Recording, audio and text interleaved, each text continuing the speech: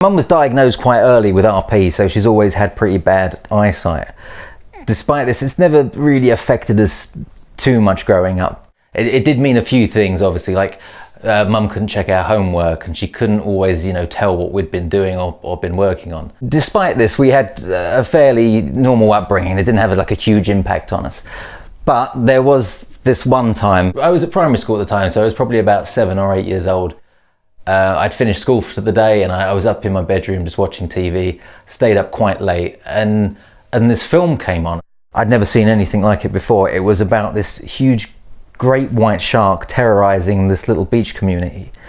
And to my young brain, it was like, oh my God, this is the best thing I've ever seen. I couldn't get enough. So I went to bed that night and I couldn't really sleep. I was just thinking about the film. I thought, right, I'm gonna get up and I'm gonna make a poster. I'm gonna draw what I saw and put my own spin on it. I got up in the morning, and this is the sort of thing you did when you were 8 years old, because we didn't have internet then.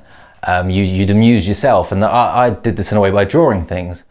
So I spent most of the weekend drawing this depiction of blood and guts and this monster sort of tearing through this little community. When I was done, I took the poster to my mum.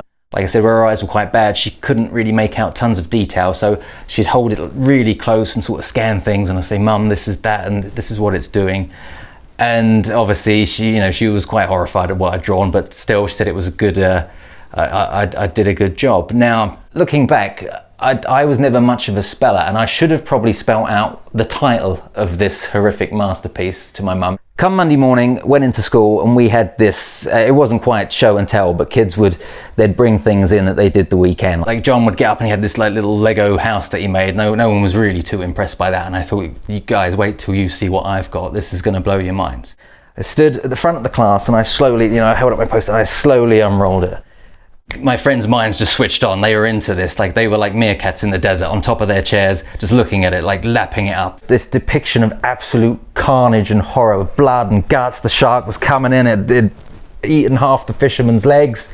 It was a scene of carnage. And I sort of scanned the room, everyone appreciating my fine art, and then I sort of looked at the teacher, and she wasn't appreciating it at all. In fact, she'd gone just pretty much pale, because across the top of this scene of blood and guts and gore, in bright red pen, I'd written Jews. I don't think a lot of the kids in the class really understood it. I do know that the guy at the local video store was quite miffed when some of my 8-year-old friends from class went in there demanding to rent Jews.